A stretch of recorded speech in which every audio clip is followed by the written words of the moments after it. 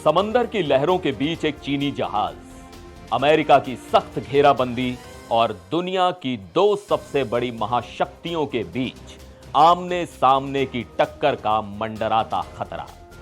बस एक कदम और आगे और पूरी दुनिया एक बड़े संकट में फंस सकती थी।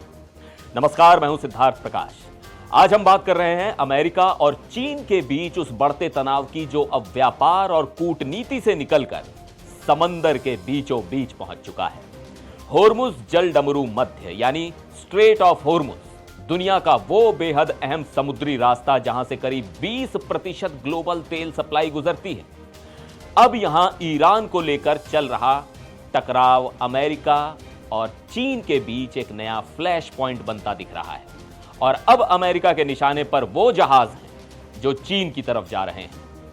ब्लूमबर्ग के ट्रैकिंग डेटा के मुताबिक मंगलवार की सुबह एक चीनी जहाज rich starry straight of Hormuz को पार करता हुआ नजर आया, लेकिन इससे पहले कि अमेरिकी सेना उसे रोकती या चुनौती देती, यह जहाज ओमान की खाड़ी से ही अचानक वापस मुड़ गया। अब जरा सोचिए, अगर यह जहाज अपनी यात्रा जारी रखता तो क्या होता। ट्रंप प्रशासन के सामने एक बेहद मुश्किल फैसला खड़ा हो जाता है। एक तरफ अमेरिका अपनी घोषित घेराबंदी के तहत इस जहाज को रोक सकता था, यहां तक कि जब्त भी कर सकता था, लेकिन ऐसा करने का सीधा मतलब होता चीन के साथ टकराव का खतरा मोल लेना। और दूसरी तरफ अगर अमेरिका उसे जाने देता तो अंतरराष्ट्रीय मंच पर उसकी सख्ती और विश्वसनीयता दोनों पर सवाल उठते, यानी दोनों ही रास्ते जोखिम भरे थे।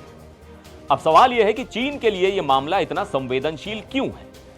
दरअसल चीन ईरान के कुल तेल निर्यात का लगभग 90% खरीदता है और यह चीन के अपने कुल तेल आयात का करीब 10 से 12% है। यानी ईरान चीन की ऊर्जा जरूरतों का एक बड़ा आधार है।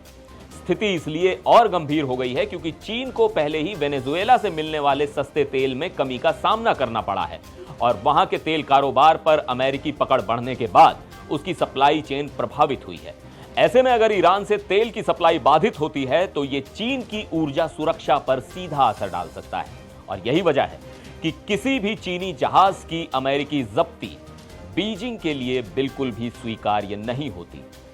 इस पूरे तनाव के बीच चीन के राष्ट्रपति शी जिनपिंग ने भी बिना नाम लिए अमेरिका पर निशाना साधा। उन्होंने कहा कि दुनिया जंगल के कानून की तरफ वापस नहीं जा सकती और साफ शब्दों में यह भी कहा कि अंतर्राष्ट्रीय कानून का सम्मान बनाए रखने के लिए हम इसे अपने हिसाब से इस्तेमाल नहीं कर सकते कि जब फायदा हो तो माने और जब ना हो तो छोड़ दें। अब दिलचस्प बात यह है कि चीन लंबे समय से ईरान का एक बड़ा समर्थक रहा है और ऐसी रिपोर्ट्स भी सामने आई हैं कि चीन की तकनीकी मदद जैसे सैटेलाइट सपोर्ट ईरान को सैन्य कार्रवाई में मिली हो सकती है। लेकिन इसके बावजूद इस पूरे टकराव के दौरान अमेरिकी राष्ट्रपति डोनाल्ड ट्रंप का रुख चीन के प्रति अपेक्षाकृत नरम दिखाई देता है। सीधे टकराव से बचते हुए ट्रंप ने चीन ईरान के आर्थिक रिश्तों पर कड़ा एक्शन लेने से परहेज किया है। यहां तक कि उन्होंने चीन की तारीफ भी की है कि उसने ईरान को बातचीत की मेज तक लाने में भूमिका निभाई।